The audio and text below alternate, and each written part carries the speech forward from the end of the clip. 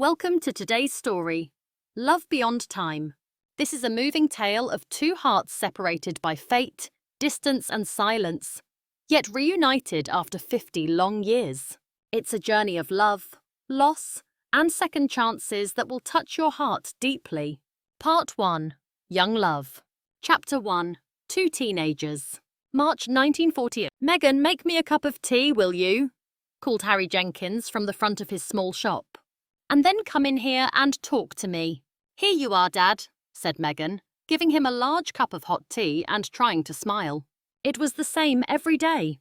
As soon as she came back from school, her father asked for tea and wanted to hear about her whole day. What she had done, whether her teachers were pleased, and who she had walked home with. Megan was 16 and tired of it. Why was he always so interested in her life? "So, Megan, how was school today?" "All right," said Megan. "Did the teacher give you the results of last week's exam?" "Yes." "And?" asked Mr. Jenkins. "And what?" said Megan, though she knew what he wanted. "And how did you do? Come on, girl. If you want to go to college, your schoolwork must be good." Nobody in Mr. Jenkins's family had ever been to college, but maybe Megan could be the first. He wanted her to escape from Tredonald, the Welsh mining village where they lived. Nearly all the men worked underground, pulling the black coal from the earth. Mr. Jenkins didn't want his daughter to marry a miner or spend her life in the shop. She was too clever for that. He never asked Megan what she wanted. At the far end of the village, Megan's friend Hugh Thomas was finishing his day's work. Hugh was also 16, but already weary of life. He worked 8 hours a day, 5 days a week in the coal mine. There was nothing else for people in the village. You either worked underground or you had no job at all. Still, it was better than being a soldier fighting in another country, like some of the village men. The Prime Minister in London kept saying the war was almost over, but Hugh wasn't sure he believed it. At the bottom of the mine, Hugh got into the lift with a group of tired men. Their faces were black with coal dust, and at first he didn't notice his older brother, Gareth, standing opposite. They exchanged smiles but said nothing. The lift climbed slowly and noisily up from the dark tunnels. 10 black faces looked up, waiting for daylight. At the top, their eyes needed a moment to adjust to the brightness. They headed to the bathhouse, breathing in the fresh air. For Hugh, this was the best part of the day. Though he had only been a miner for 6 weeks, it already felt like much longer. Gareth was waiting outside. "All right, Hugh," he asked. "How was it today?" "Fine," Hugh answered. "I hope it gets easier." "It will," said Gareth. "Look at you. Your arms are stronger already after only 5 weeks. 6 weeks, said Hugh. Gareth laughed. "It's hard work, yes, but we're lucky to have jobs. We need the money, with Dad not working." Hugh couldn't remember when his father had last had a proper job. Some days he went out early and returned with a little money or food. Other days he didn't come back at all. Life for the Thomas family was never easy. The brothers walked down their street and greeted the wives, sisters, and daughters waiting outside to welcome the men home. But at Hugh's house, no one stood waiting. Hugh had never known his mother, who died when he was born. His father and 2 brothers, Richard and Gareth, were his family. But Richard was gone too, killed 2 years earlier in North Africa. "Dad," shouted Gareth, "we're home. What's for dinner?" There was no reply. "Maybe he's out," said Hugh. "Or in bed," Gareth added. "I'll check." As soon as he entered the bedroom, the smell of whiskey hit him. Their father was asleep on the bed, still in his clothes. "Drunk again," Gareth told Hugh. "Where does he find money for the pub? You didn't leave any, did you?" "Of course not. Only the money in the box for Mr. Jenkins's food bill." "But he doesn't know where we hide it, does he?" Hugh took out the small box. He opened it. "He's taken it all." "Well," said Gareth, "you'll have to tell Mr. Jenkins we can't pay until the end of the week." He banged cupboards in the kitchen, looking for food. "And ask him if he'll give us bread or potatoes. He can add it to next week's bill." "Why is it always me who has to explain?" asked Hugh. "Because you're the youngest, and Mr. Jenkins might feel sorry for you," Gareth said. "Go on, Hugh, I'm hungry." Hugh knew why his father drank, but it didn't make things easier. He was angry. No one would hire a 40-year-old man with a drinking problem, so Hugh had left school to earn money. Megan looked up from her book when Hugh came into the shop. He seemed tired and upset. "Hello, Hugh," she said, smiling. "Are you all right?" "Not really. The same old story," said Hugh. Megan and everyone in the village knew about his father. Mr. Jenkins listened as Hugh explained. He pitied the boy, but there was nothing he could do. Life was tough for all of them. It was wartime. Other families had lost sons too. David Thomas wasn't the only father grieving, but he was the only one who drank, leaving his boys to manage alone. "Want to go for a walk later, Hugh?" Megan asked. She and Hugh had been friends for years. They sat together at school and spent time together after school. Lately, their bond felt even stronger. "Yes, great," said Hugh. "I'll come at about 7. Is that all right, Mr. Jenkins?" "Yes, but not for long, Megan," her father said, handing Hugh a bag of potatoes. "You've got school tomorrow, remember?" But Megan knew the real reason. Her father was worried about her growing closeness with Hugh. They weren't children anymore, and Mr. Jenkins had noticed the way Hugh looked at his daughter. Chapter 2. Growing Closer. Megan lay on the grass by the river, her hands behind her head, gazing at the sky and singing quietly. "Don't move, will you?" said Hugh, leaning against a tree. "I'm trying to draw you." Megan stayed still and enjoyed the warm evening. Sometimes she didn't know what to talk about with Hugh. Since he had started working, their lives were no longer alike, and she knew he wasn't happy in the mine. Still, tonight she felt he was the most important person in her life. "What do you think?" asked Hugh, handing her the drawing. He stretched out beside her. "One day I'll be rich." "Oh yes? How?" she asked. "I'll sell my drawings to someone, or maybe I'll go to London and find a good job," he said. "I like your drawings. I think you're a very good artist," Megan replied. "But nobody here has money to spend on things like that. And London isn't safe. The war has made it dangerous." "Oh, Megan, I can dream, can't I?" Hugh answered. "Don't you have dreams too?" "Yes, but they seem to change every day," she said with a laugh. "Come on." She jumped up and pulled Hugh to his feet. "Let's walk a bit further. Then I'll have to go home." "Can I touch your hair, Megan?" Hugh asked suddenly. "It looks so soft." Megan was surprised, but agreed.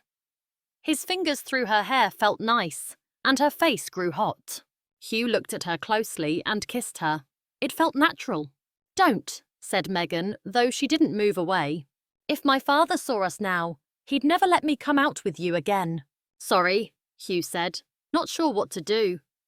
His heart was full of new and exciting feelings. "Megan, do you like me?" he asked, still close to her. "Yes, of course I do," she replied. "We've been friends long enough. You know I like you. I mean, in another way, not just like brother and sister," Hugh explained. "I think you're wonderful. Will you be my girl?" "Oh, Hugh, yes, I'll be your girl," said Megan. "But we can't tell anyone, my parents—" But Hugh interrupted her. "And if we still feel the same in 2 years, I'll ask your father if I can marry you," he said, already imagining the future. Megan laughed.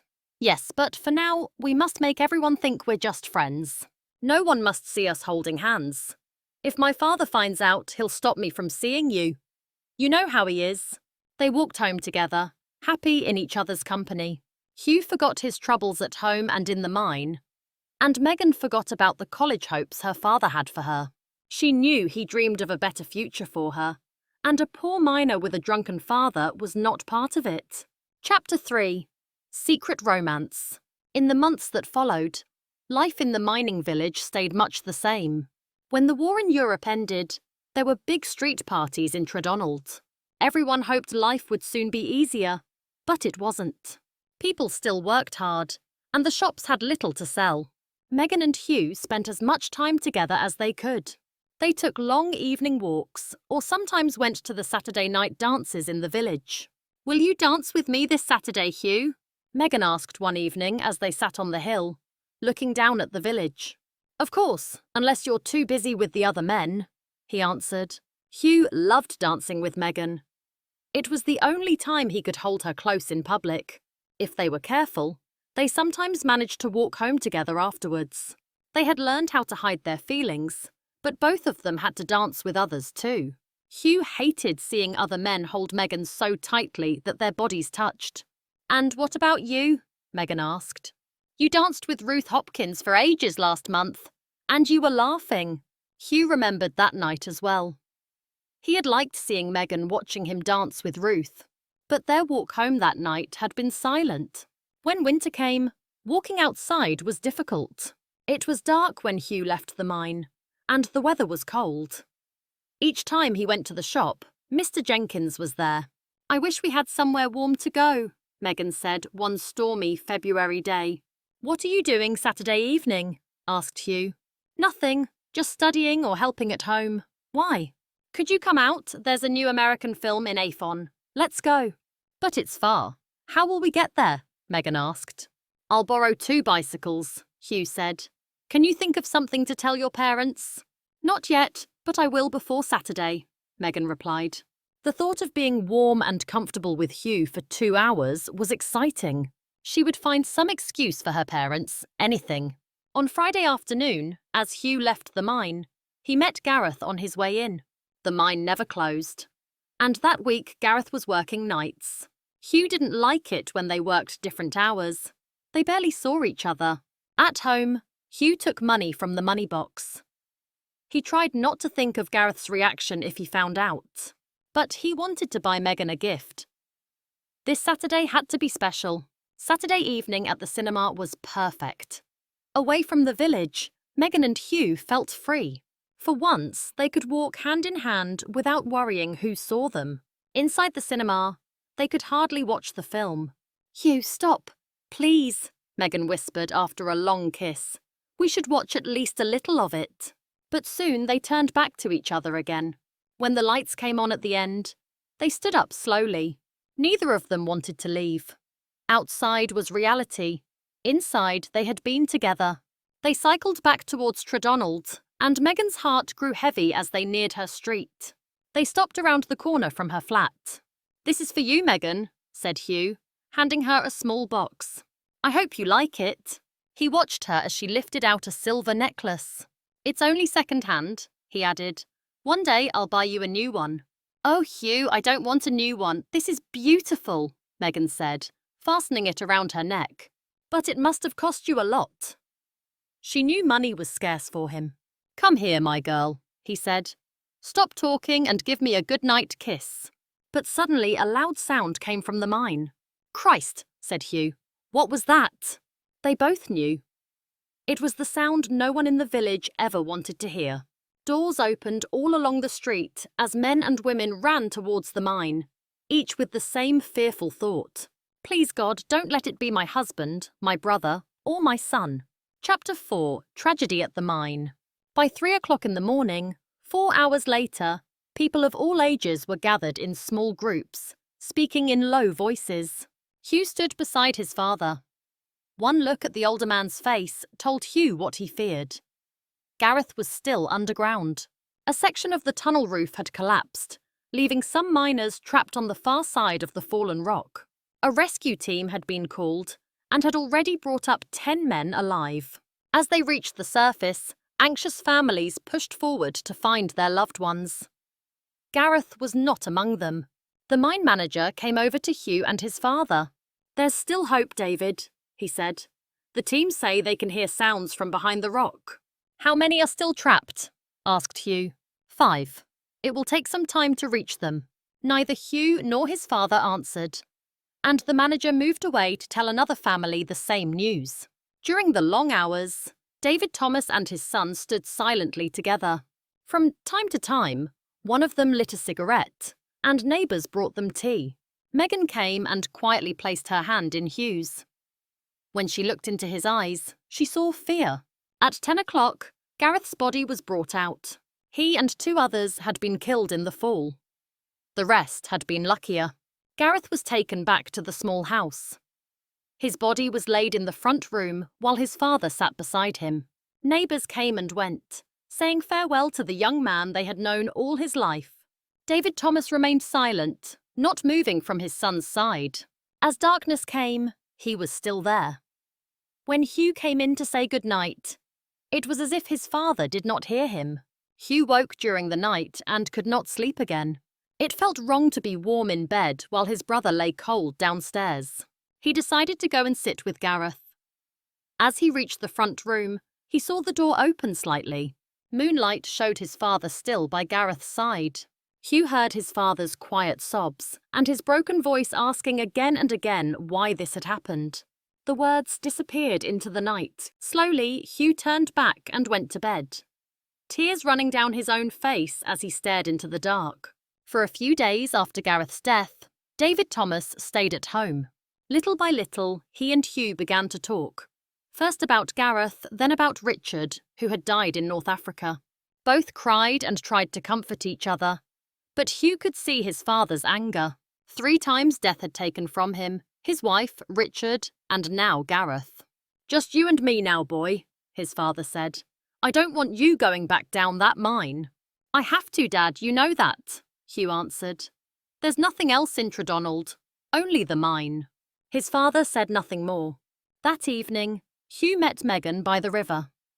It was the first time they had been alone since Gareth's death. He told her how empty the house felt. Gareth had looked after him when he was younger, and together they had cared for their father. Without him, Hugh felt lost. "You're not alone," Megan said softly. "You have me. That will never change." She saw how deeply he was hurting. She wanted to take it away, but knew all she could do was listen. Hugh loved her strength and kindness. Suddenly, he held both her hands. "Will you marry me?" he asked. "What? Yes, of course I will," Megan smiled. "But don't say but. I know all the reasons. It's enough that you've said yes." They kissed until Megan felt the tears on Hugh's face. As they walked slowly back towards her home, Hugh saw Mr. and Mrs. Jenkins locking the shop door. "Look, there are your parents," he said. "Yes, they're going to see Aunt Mary," Megan replied. "You can come in if you like." They went upstairs to the flat above the shop. Megan realised it was the first time she and Hugh had been there alone. A warm fire burned in the sitting room. They sat on the sofa, talked, and Hugh cried again. Megan held him until he was calm. Then they began kissing, and their kisses grew stronger. Megan stood up and left the room. Hugh was unsure what to do, but then she came back.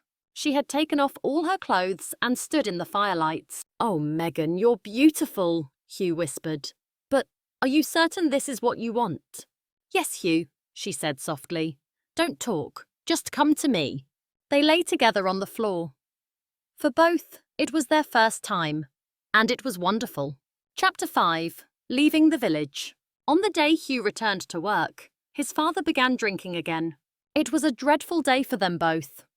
Hugh had to force himself to step into the mine lift. Going back to the place where Gareth had died just a week earlier was almost unbearable. Half an hour after Hugh left home, David Thomas walked into the Red Lion pub and stayed there the whole day. The silence of the house was too heavy, and the memories too painful. Drinking numbed the sorrow, so he drank and forgot. In the weeks that followed, there were days when father and son never saw each other. Then one afternoon, Hugh was called to the police station. His father had started a fight in a pub. When the police arrived, Mr. Thomas was taken away. "He smashed some tables and chairs," the policeman told Hugh. "Your father's a strong man, even stronger with drink in him." "I know," said Hugh. "What happens now?" "Well, you're lucky," the policeman replied. "Brian Morgan, the pub manager, won't take it further. And we won't either, this time. But it must not happen again." "We can't go on like this," Hugh told his father on the way home. "I know, son, I know. I promise I'll stop. It won't happen again. You'll see." But David Thomas's promise soon broke. He went back to drinking. At first, the villagers had understood. "Poor David, he's had too much sorrow in life," they said. But over time, even his friends lost patience. The only moments of happiness for Hugh were with Megan. Their love was strong, And they spoke often about their lives and their future. Talking about Gareth helped Hugh, though his father grew angry whenever Gareth's name was mentioned. "Megan," Hugh said quietly one evening on the hill, "my father has to leave this place. It's his only chance to put his life together. If he stays here, drink will destroy him. I can't let that happen." "What are you saying, Hugh?" Megan asked. A heavy feeling grew inside her. Hugh met her eyes. "After Gareth died, we had a letter from Uncle Edward in Canada, Dad's brother. He went to Toronto when I was 4. He's asked us to come and live with him. He'll send money for the boat." "And do you want to go?" Megan asked softly. "Oh, Megan, how can you ask that? You know I don't want to leave you. But can't your father go alone?" Megan whispered. "Don't you see, I'm part of the problem," Hugh said, holding her face in his hands. "He won't go and leave me working in the mine. When he looks at me, he remembers Gareth. He hates the mine, and everything about Tredonald." "And what about us, Hugh?"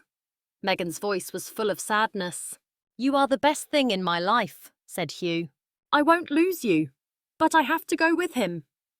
He pulled her into his arms, and they held each other tightly. "Do you think you can wait for me?" Hugh asked. "I don't know. Wait until you come back? Wait how long?" Megan's tears fell, and Hugh held her close. "Uncle Edward says there's plenty of good work in Toronto. It's a big city, not like here. I might even use my art there. I'll earn money quickly and won't spend much. Then, in a year, I can send for you to come out, or I'll return and marry you. And then we can both go back to Canada." Hugh spoke quickly, full of hope. "You've thought it all through," Megan said in surprise. "Not everything, but do you think it could work?" "Yes. Oh, I don't know," Megan whispered. "Shall I talk to your parents about it?" asked Hugh. "No, not yet," she answered. "I'll tell them myself when the time is right.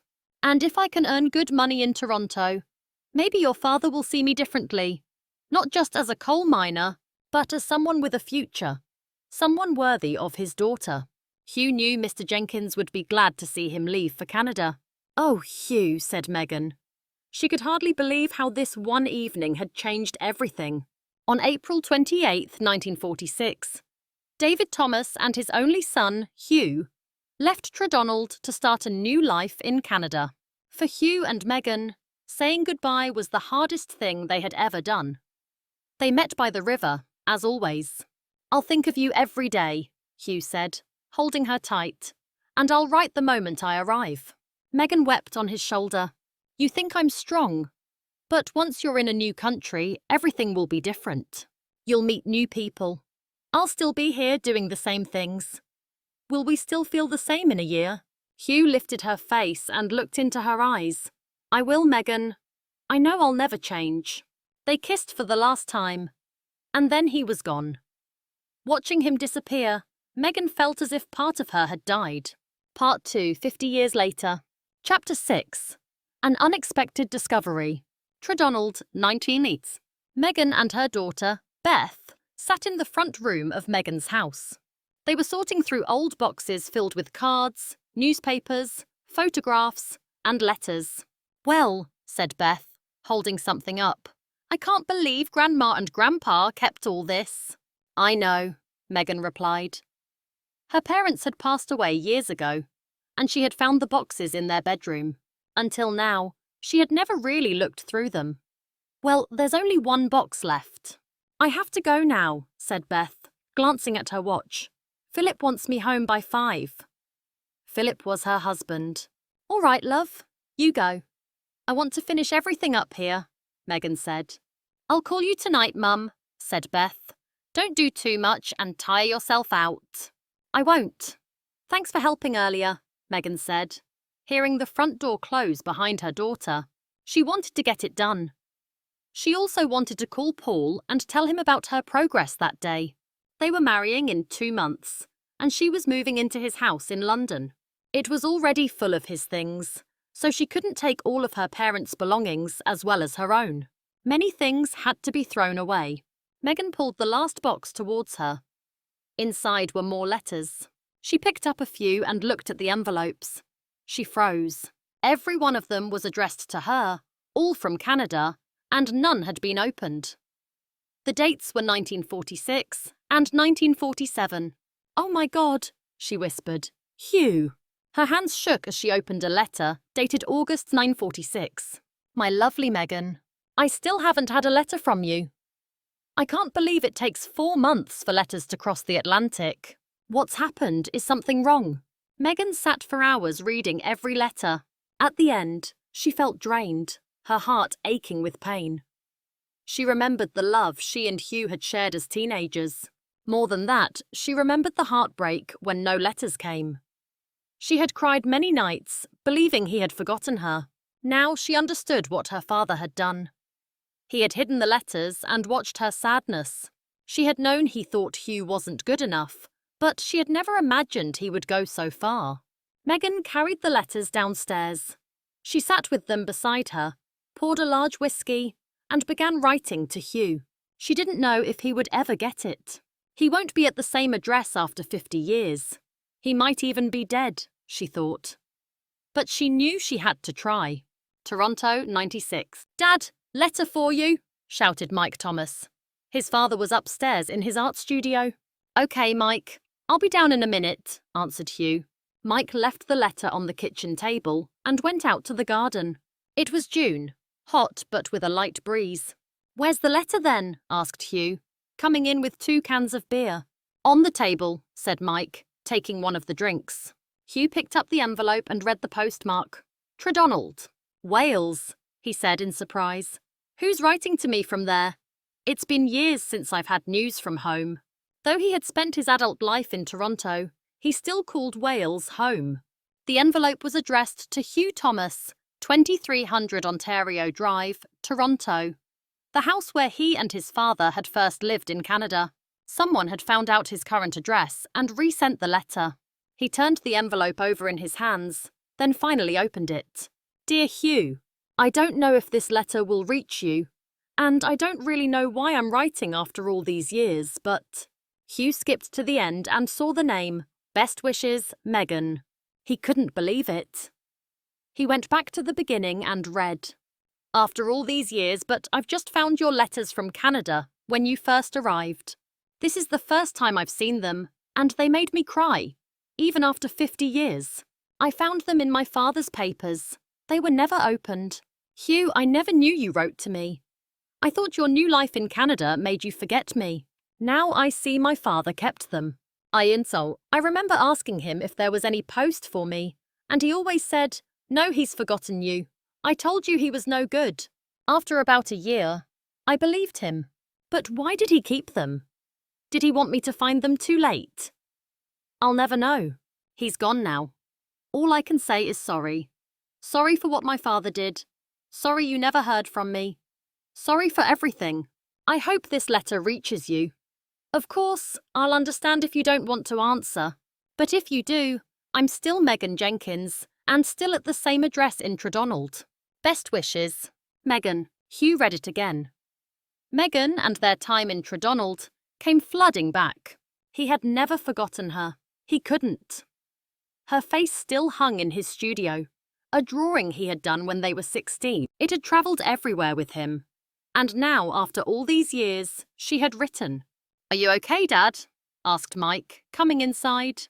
"I've just heard from someone I knew long ago," Hugh replied. "From Wales? Yes, I can hardly believe it." Hugh explained about Megan, their young love, and how he had thought she'd forgotten him when no letters came. He kept his voice light. Mike didn't need to know how deep the love had been. "Her father sounds awful," Mike said. "Not really. He only wanted the best for her. He thought I wasn't it," Hugh replied. "And he never saw my letters, so he didn't know I was doing well here." "Did Mum ever know about this, Megan?" Mike asked carefully. "I told her there was someone before, but, well, I didn't meet your mother until nearly 10 years after I left Wales. Megan was part of another life." Hugh stood by the kitchen window, looking out across the garden, thinking of Megan, and of his ex-wife, Josie. They had been married for 12 years before divorcing. They said it was because of differences, but Hugh knew Megan had been part of the reason. Josie had always felt he loved Megan more. And the truth was, she hadn't been only in his past. Mike came to his side. "Will you write back to her?" "I don't know," Hugh said slowly. "I need time, it's all so sudden." He took the letter and went back upstairs to his studio. He didn't paint for the rest of the afternoon. He just sat at the window, staring out. Chapter 7, A Choice to Make. Megan's letter had completely shaken Hugh's world. In the days after it arrived, he took long walks alone, thinking about everything that had happened in the last 50 years. He remembered the loneliness he had felt when no letters ever came from Megan. At the end of his second year in Toronto, he had saved enough to return to Wales, but he never went. He believed Megan no longer loved him and had forgotten him, so he tried to do the same, to forget her. Both Hugh and his father had worked hard in their new country. They had jobs in a car factory, and David Thomas gave up drinking. He remarried and found happiness. Life in Canada had been good to him until he passed away 18 years earlier. Now Hugh was a successful artist, and people paid thousands of dollars for his work. Only 2 months ago, Time magazine had written about him and his latest paintings. But his love life had not been as successful. Since divorcing Josie, there had been other women. But as he grew older, those relationships mattered less. His life was full in other ways: painting, fishing, and walking in the forests and mountains. He enjoyed having Mike and his family living in his house. He had more than enough money to do as he wished. But now, Megan had suddenly returned to his life. During one of his walks, he read Megan's letter for the 20th time. She had signed it Megan Jenkins. So he thought, she never married. He remembered her as warm, loving, and intelligent. It seemed sad she had never shared her life with someone. Then he laughed at himself. Maybe she was happy alone, he thought. Or maybe she married and later went back to her old name. What does it matter? It's all in the past. That evening, when he returned home, he told his family he had made a decision. He would not write back to Megan. His life was in Canada now. It was better to leave the past behind. Later that night, Hugh went up to his studio. For some reason, he began looking through his early work. Paintings and drawings he hadn't touched in years. He found sketches from his first months in Toronto. Many showed ships. He remembered how he used to dream of boarding one of them and sailing away. Sometimes he had thought of sailing back to Wales and Megan. Later, he just wanted to escape anywhere. He spent hours lost in thought. When he finally looked at his watch, it was 5 a.m. Slowly, he went to bed, his mind still crowded with memories. Chapter 8. Sharing with Beth. On Saturday, Megan drove out of Tredonald towards Cardiff. She was on her way to Beth's house for lunch, but her mind was not on the road. Her thoughts were on the letters and on Hugh. She wasn't sure if writing to Hugh had been the right thing to do. Was it brave or simply foolish? And what could she say to Beth today? Should she also tell Paul about the letters? They had spoken about Hugh before, but this was different. Hugh was no longer just part of the past. He had suddenly become part of the present again. Yet Paul was her present and her future. At 66, Megan was preparing for marriage for the second time. She had met Paul Henderson years earlier through her work at the Welsh Tourist Office. They had become friends, and after retiring, they travelled together to places Megan had always dreamed of: Japan, Peru, and others. Slowly, friendship had grown into love. Megan stopped the car outside Beth's house. Beth was waiting in the front garden. "Morning, Mum," she said, kissing her. "Journey all right?" "Yes, fine, it's much quicker now the new road is open," Megan replied as they went inside. "Where's Philip?" "Playing golf," Beth answered. "He'll be back later." Megan was relieved. She loved her son-in-law, but this talk was only for Beth. After lunch, Megan took some of Hugh's letters from her handbag and laid them on the table. "I found these the other day," she said, "in that last box, after you left." "Who are they from?" asked Beth, handing her mother a cup of coffee. "That's the thing." Megan hesitated. She knew how important this moment was. "They're from Hugh. Hugh Thomas, your father." "My father? Good God!" Beth stared at the envelopes, then at her mother. She had always known the story. Her mother had told her when she was young. But for years, Hugh Thomas had been nothing more than a name. "Here," said Megan, giving her one letter. "Read this." Beth read quickly. "How many more are there?" "About 50. They stopped in 1947, Megan said softly. "He didn't write after that." "So you never knew about them? That means Grandpa or Grandma hid them." "Yes, it was my father, I'm sure. I don't think my mother even knew. It was him who didn't want Hugh. But you were going to have a baby, me. Hugh was my father. How could he?" Beth was speechless. "I know, Beth. It's hard to understand. My father did what he thought was best for me. He wasn't a cruel man." "I know," Beth agreed. "I loved him. He was wonderful to me as a child. That's why it's so hard to believe." "He always wanted me to succeed," Megan explained. "He wanted me to go to college, to have a better life than the other young people in the village. He never thought Hugh was right for me. He believed I'd do better without him." "But that was your choice, not his," Beth said firmly. "I was only 17, still a child to him. Maybe he was right. They helped with you when you were a baby, and I was able to go to college." Megan looked at her daughter. "And we had a good life together, didn't we? We were happy."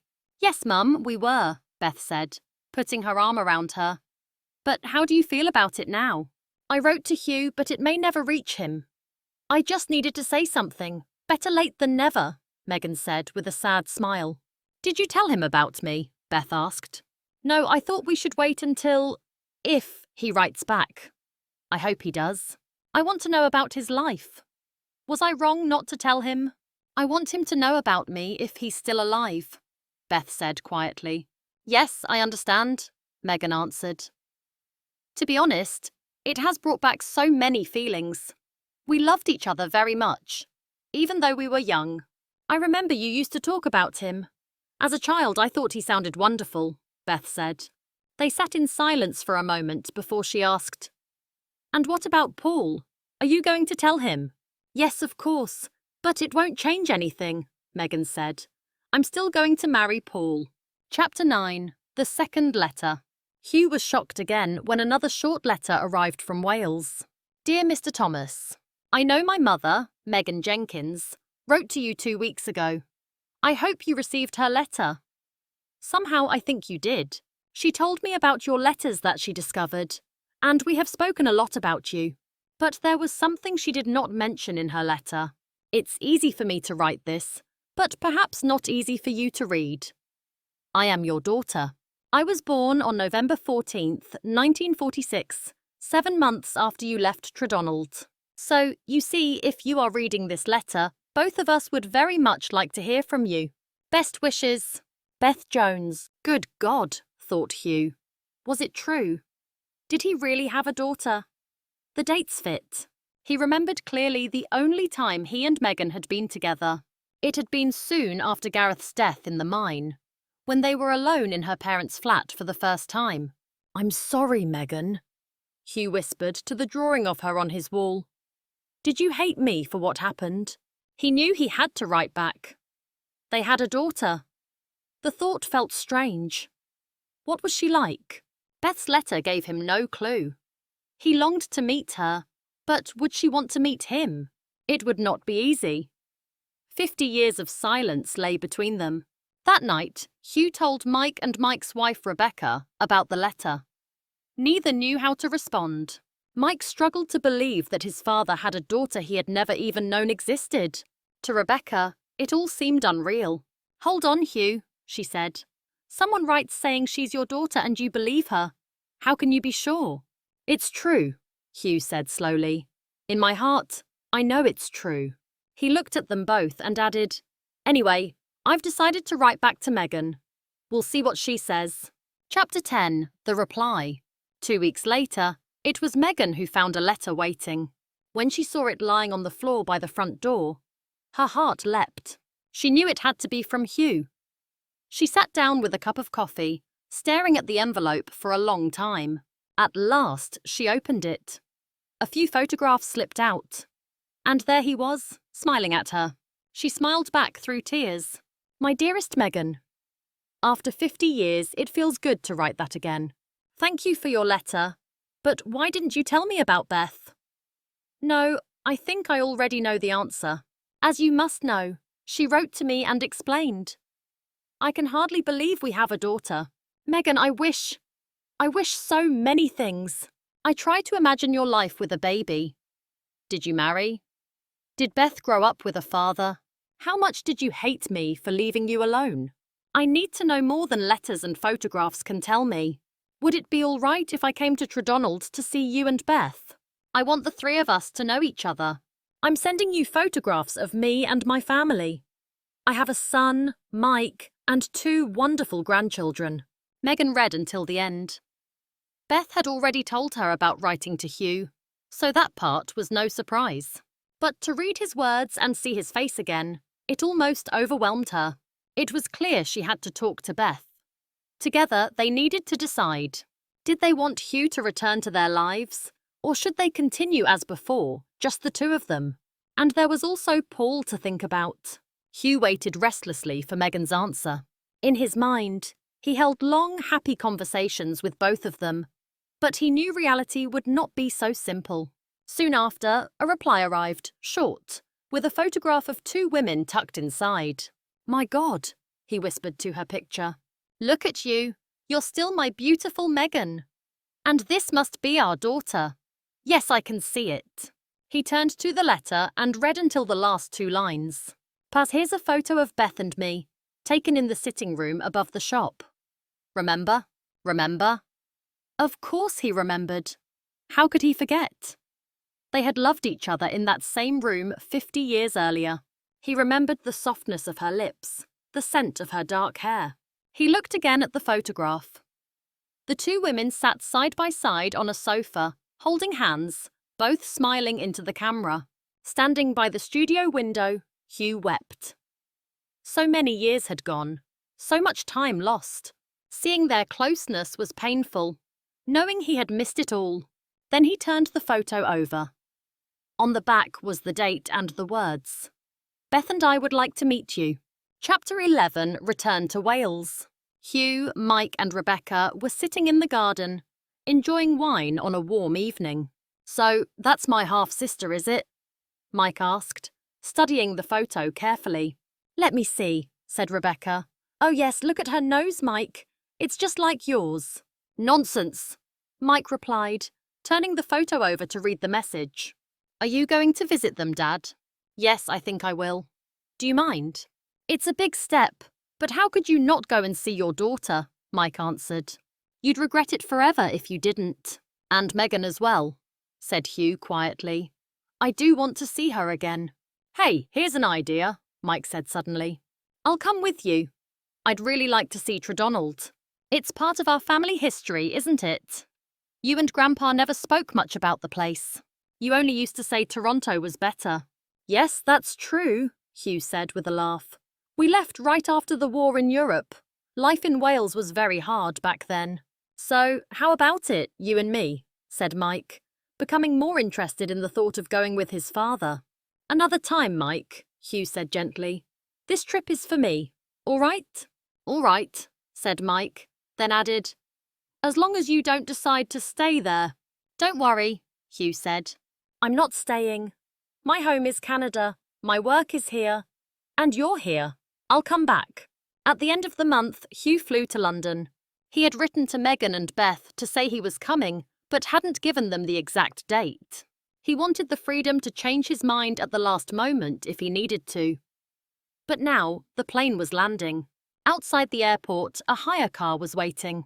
He had slept well on the flight and was alert enough to drive, though keeping to the left side of the road was a challenge. The closer he got to Tredonald, the more uncertain he became. He realised he was nervous about what was ahead. Part of him feared he might not like Megan or Beth, and part of him feared he might like them too much.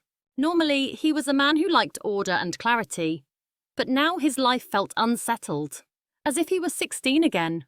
It wasn't just about Megan and Beth, it was also about Tredonald. He and his father had left long ago, at one of the darkest times in their lives. He didn't know how it would feel to see it again. Just outside the village, he stopped at a pub. He needed a drink. The barman placed a glass in front of him. "Here on holiday?" he asked. "Sort of," Hugh answered. "Not many tourists come here. Nothing much to do, nothing much to see," the barman said. "I used to live here many years ago," Hugh replied. "Is that so?" The barman looked more interested. "You'll notice some changes then." Hugh muttered, sipping the warm beer. "What about the mine in Tredonald? Still open?" "No, it closed about 15 years ago." "Well, it's open for tourists now, but no coal mining anymore." Hugh didn't want to continue the conversation. "Is there a public phone I can use?" he asked. "Through there," the barman said, pointing to a door on the left. Hugh went through and picked up the phone. He dialed Megan's number. Chapter 12. A Fresh Beginning. "Oh, damn," said Megan. "Why does the phone always ring just when I've sat down? Hello?" "Hello, it's Hugh. Is that you, Megan?" "Hugh, where are you? You sound so near." Megan began to tremble. "I'm at the Rose and Crown, just outside Tredonald," Hugh answered. "Oh, Hugh, why didn't you—" But she couldn't finish. For a few seconds, neither of them spoke. They could hardly believe they were so close after 50 years apart. When Megan finally spoke, her voice was full of tears. "Let's meet at the Tredonald Arms Hotel. It's on Bridge Street. Do you remember it?" "No, but I'll find it." "Shall we meet in half an hour?" "No, I need a little more time," Megan replied.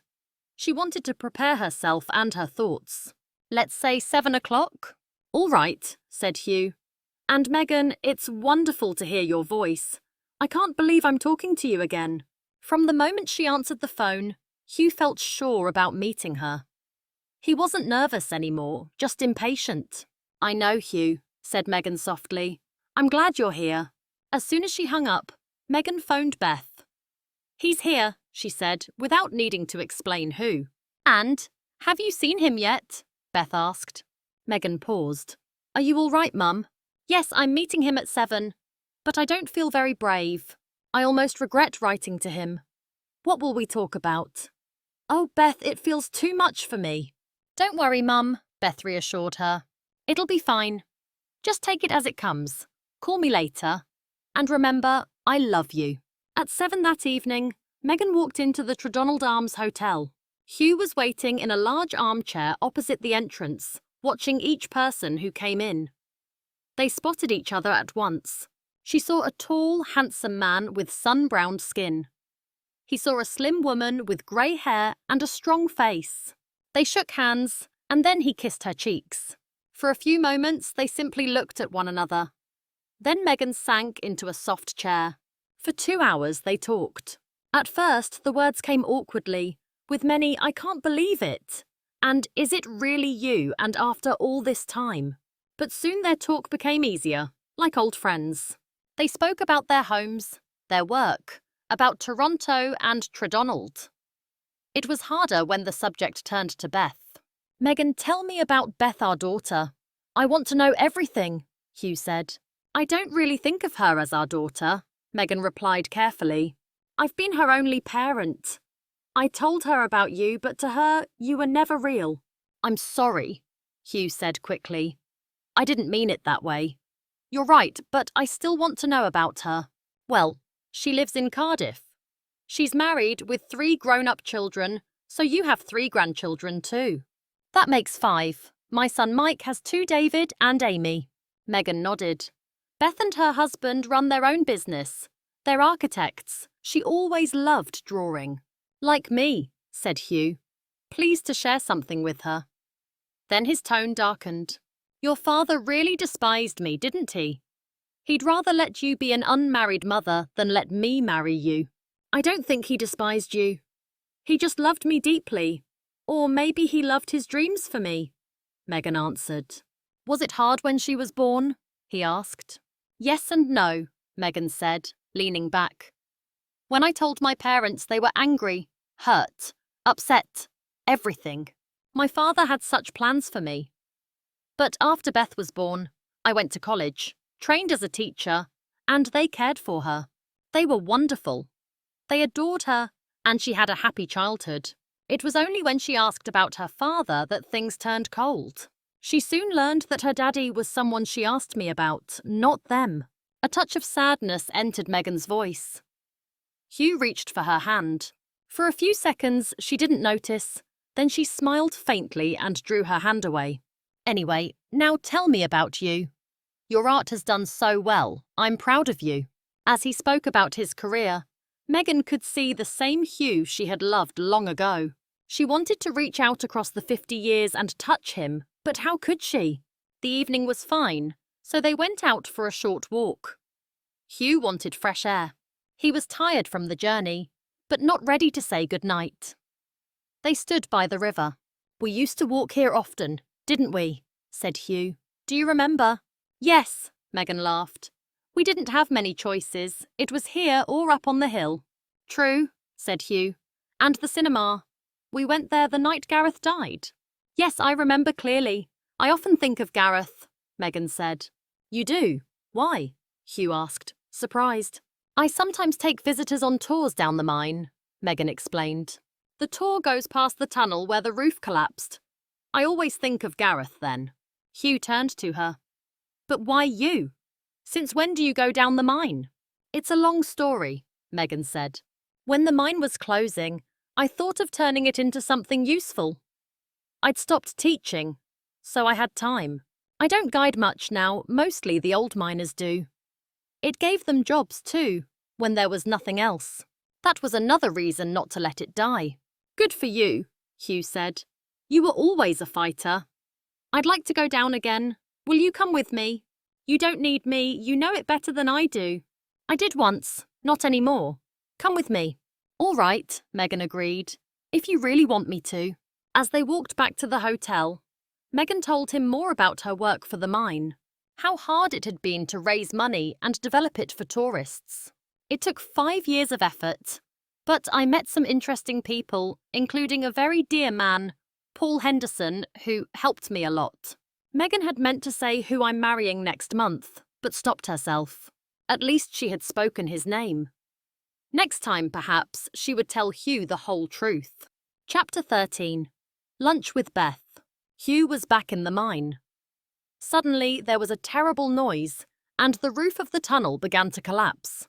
He raised his arms to protect his head, but the falling rocks struck him down. He saw Megan's hands reaching for him, but he could not quite touch them. Then more rock fell, and everything turned black. He cried out and woke. He sat up in bed, confused for a moment about where he was. Slowly, he realized he was in his hotel room in Tredonald, safe not trapped underground. He lay down again, but sleep would not return. It was 5 in the morning. He got up and sat by the window, watching the darkness fade and the sun come up. His mind was full Megan, Gareth, his father, Beth, and how life often brought surprises when least expected. One thing was certain, his feelings for Megan. He still loved her, perhaps not in the same way as when he was 17, but she was the only one for him. Being with her again felt right, like coming home. He wanted to spend the rest of his life with her. That much he knew. But what about Megan? In the coming days, he would discover the truth. Finally, he returned to bed and fell into a deep sleep. The sound of the telephone woke him. "Mr. Thomas," said a voice, "there's a lady waiting for you in reception." "Thank you," said Hugh, glancing at the clock. 10 o'clock. Megan was waiting downstairs. They were meant to drive to Cardiff to meet Beth. He rushed through the fastest shower of his life, dressed quickly, and reached reception in 15 minutes. "Sorry, Megan," he said, kissing her cheek. "I had a bad night. I was still asleep when the phone rang." Megan smiled. "Shall I drive? You can relax." "Good idea," said Hugh, returning her smile.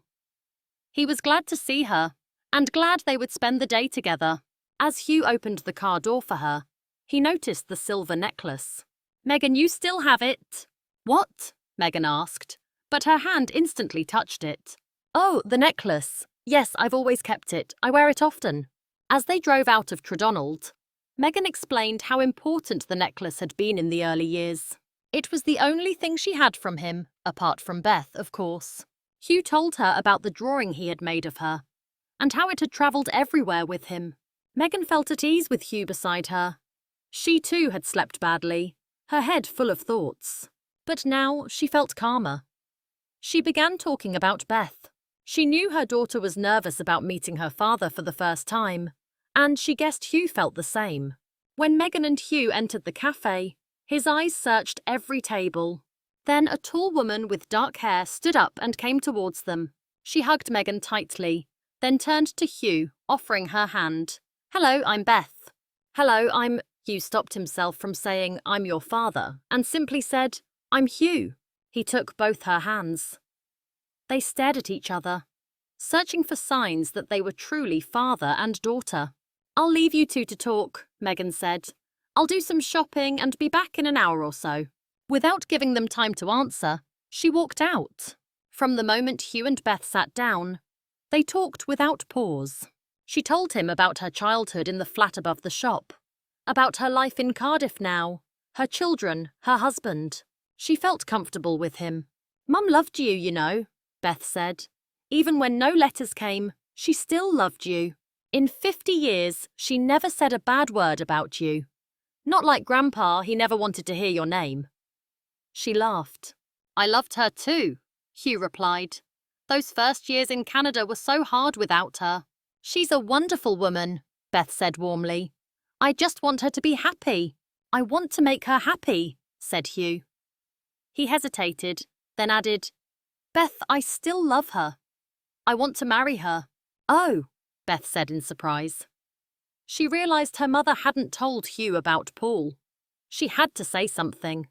"Hugh, has Mum mentioned Paul Henderson? She said he was a friend." "Why?" Hugh asked.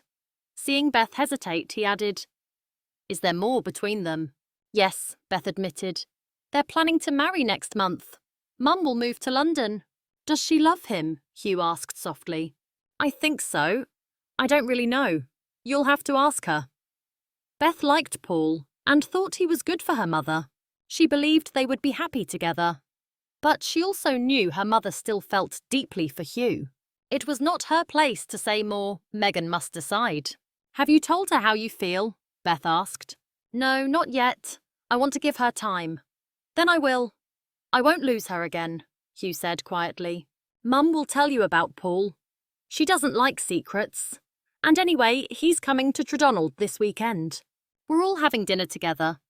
Maybe you can meet him. Please be careful. I love my mother. I don't want her hurt." Hugh touched her hand. "I won't hurt her, not again." Beth smiled, then looked up to see Megan walking back into the cafe. Chapter 14. Still in Love. On the drive back to Tredonald, Hugh spoke about Beth, how much he liked her, how warm and kind she seemed, and how much he wanted to see more of her. He thought it was safer to talk about Beth rather than about his feelings for Megan. "She's coming up to Tredonald on Saturday for dinner with you and Paul, isn't she? Maybe I'll be able to spend more time with her then," Hugh said. "Yes, that's a good idea," Megan replied. "Beth has told you about Paul about us getting married." "Yes, of course she did. I'm sorry, Hugh. I meant to tell you yesterday, but it didn't feel like the right moment." "When are you marrying him?" asked Hugh. "The 21st of September. I'm in the middle of selling the shop and the flat. Once that's done, I'll move to London." Megan felt uneasy talking about her future with Paul, though Hugh seemed calm. "And what about Tredonald? Your friends here and Beth in Cardiff. Won't you miss them?" Hugh asked. "Yes, of course," Megan said softly. "It'll feel strange at first, but I'm ready for a change. The mine is running well, they don't need me anymore. Beth and the grandchildren have their own lives. And Paul and I have taken our time, we know each other well, and I'm sure we'll be happy. I've told him about you, and I'd like you to meet him on Saturday. Will you come to dinner?" "Thank you. I'd like that. But tell me, Megan, do you love him?" Hugh asked. He could no longer hold back. "Do you feel you can't live without him? Are you happy every time you see him or hear his voice? Do you—" He wanted to ask more, but Megan stopped him.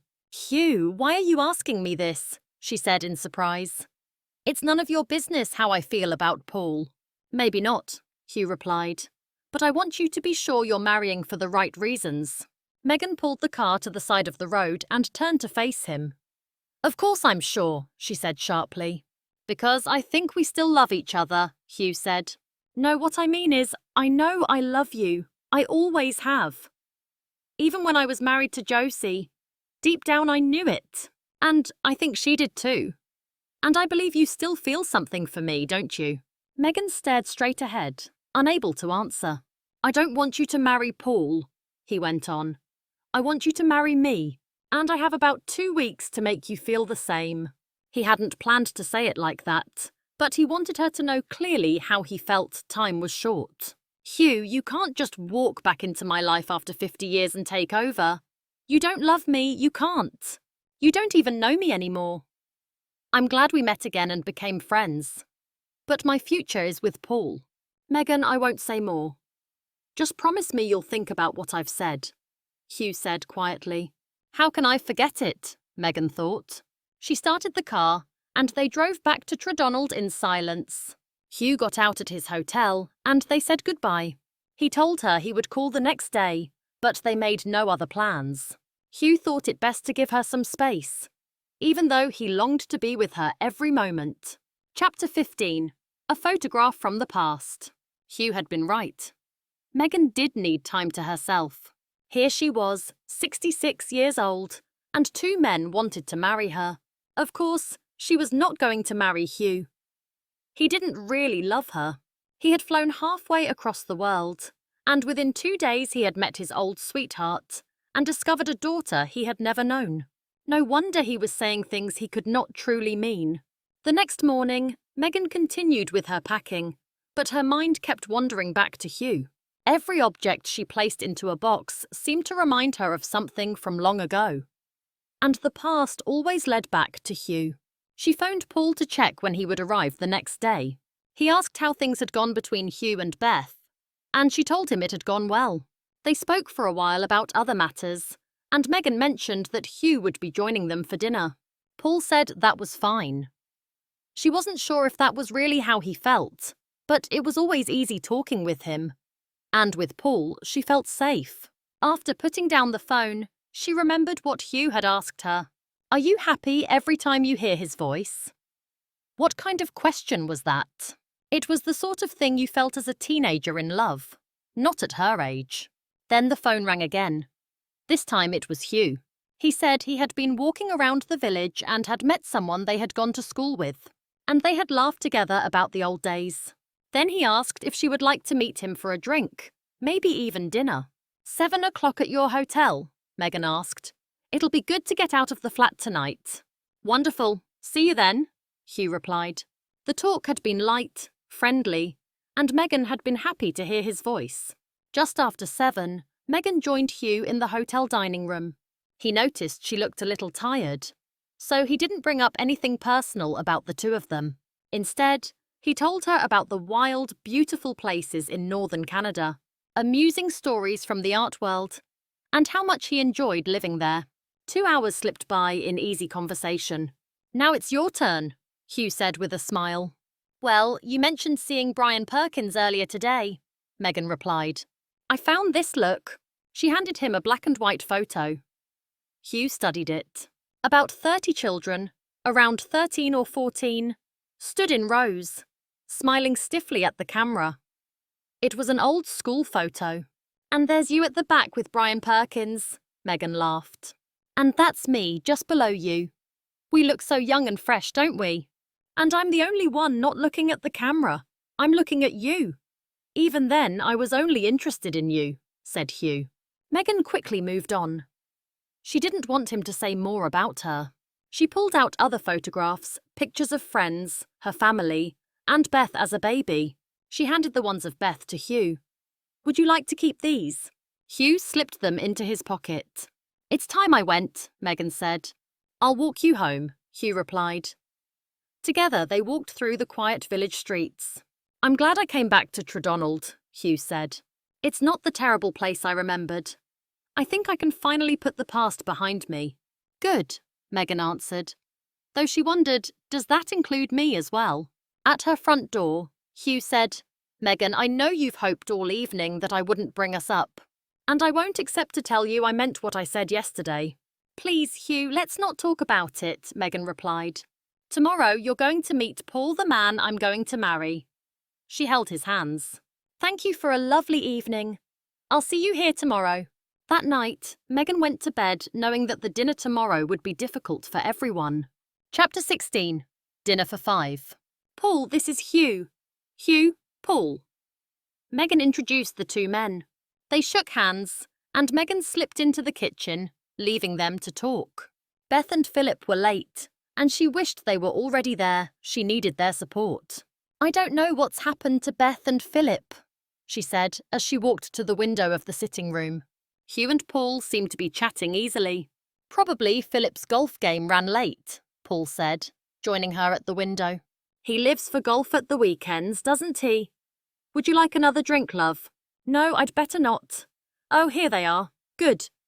Megan hurried out to greet them. Sorry we're late, Mum. My fault, Beth said.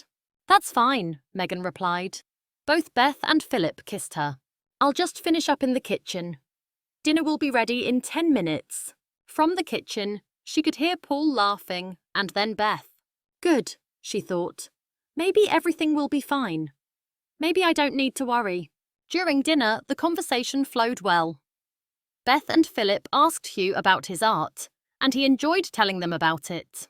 Paul joined in too. He even knew a London artist who had bought one of Hugh's paintings. Megan listened, saying little, while Paul looked over and smiled at her. But Megan couldn't stop herself from comparing. Hugh, with his sun-browned face, his stories, and their shared past. And Paul, kind and dependable, who had given her confidence again and promised her future. It felt strange to see both parts of her life sitting together in one room. From time to time, she noticed Hugh looking a little sad, especially when Beth spoke about her childhood. She realized he was trying to keep things light and avoid asking too many questions about the years he had missed. By midnight, Hugh stood up to leave. The others were staying the night at Megan's. Don't forget, Megan. We're meeting at 10 tomorrow for the mine tour. I haven't forgotten. I'll leave everyone here to do the washing up and meet you at the entrance, she said. Everyone rose to say goodbye. Paul shook Hugh's hand. It's been good meeting you, Hugh. Maybe one day Megan and I can visit you in Canada. I'd love to try the fishing you talked about. Hugh didn't answer. He just smiled. At the door, he turned and said, Paul, I believe you're a good man, and I hope you and Megan will be very happy together. He kissed Beth and then Megan. As the door closed behind him, Beth looked closely at her mother. Chapter 17, Time to Leave. At 10 the next morning, Hugh and Megan stepped into the lift to go down the mine. The lift was modern, not like the one Hugh remembered. It felt more like being in a large shop than a coal mine. But when the doors opened at the bottom, 50 years fell back on him. It was the smell. You could modernize everything, he thought, but you could never lose the smell of coal. He followed Megan along one of the tunnels. It was lit now, but he did not need the light. He could have found his way with his eyes closed. Down there it was quiet. The last miner had left long ago. Do you mind if I walk a little by myself? Hugh asked Megan. He wanted some time alone to think of Gareth. Of course, Megan said. I'll wait here. She watched him walk away with his hands in his pockets. This morning she felt flat, perhaps even a little sad. The feeling had come the night before, when Hugh had wished her and Paul well. She realised Hugh had accepted her and Paul as a couple, so he didn't want to marry her after all. He didn't love her. Yet why did that make her ache? She told herself she should be glad he would not make things difficult. Hugh returned. Poor Gareth had such a short life, he said softly. I know, Megan replied, reaching for his hand. The night he died was just... Hugh did not finish, but Megan understood. She remembered that terrible night too. They walked hand in hand toward the lift. Are you all right? Megan asked quietly. Yes and no, Hugh answered, looking down at her. I've decided to go back to Toronto. I'm flying tomorrow evening.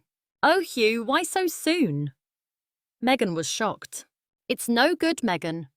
I can't arrive after 50 years, tell you I love you and expect you to leave everything for me. So I've decided to go back early. There's no reason for me to stay longer. But what about Beth? Megan asked. Don't you want more time with her? Yes, and I will, but not now, Hugh replied. I'll write to her, and I hope I can see her again, either here or in Canada. So you're leaving again, and leaving us? Megan said. Beth will be very sad.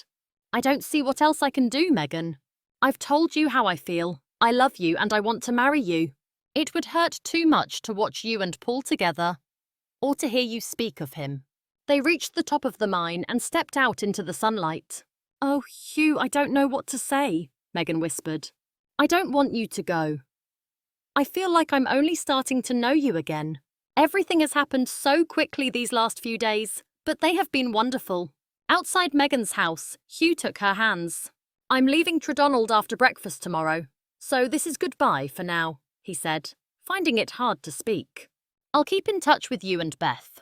I'm not sorry I came back, but I wish with all my heart the ending could be different. Goodbye, dear Megan. Be happy. He kissed her lips, her eyes, her nose, everywhere on her face. Then he walked away, turned once, and saw Megan still standing at her door. He gave a little wave.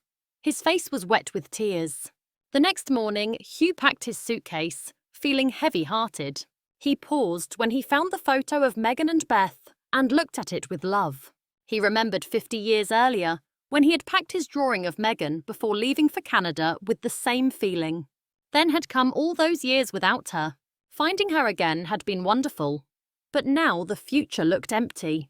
Downstairs, he paid his hotel bill and walked to his car. As he was getting in, he heard someone behind him. He turned and saw Megan.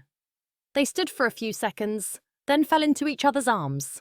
Oh, Hugh, I stayed awake all night thinking about you. I kept remembering how I felt when you left me 50 years ago. I can't let you leave me again. You're part of me. I feel complete with you, she said. What do you want me to do? Hugh asked softly, drinking in her words. Ask me to marry you again, she replied, her voice trembling. Megan, marry me. Be my girl again, Hugh said. Of course, Hugh, she answered. Of course. Both cried. They cried for the years they had lost and would never get back. And they cried because they were happy. They had time tomorrow and the next day and more. They had a second chance at a wonderful future together, and this time nothing would go wrong. If you enjoyed this story, don't forget to like, share, and subscribe for more emotional English stories. And let us know in the comments, do you believe true love can survive across time?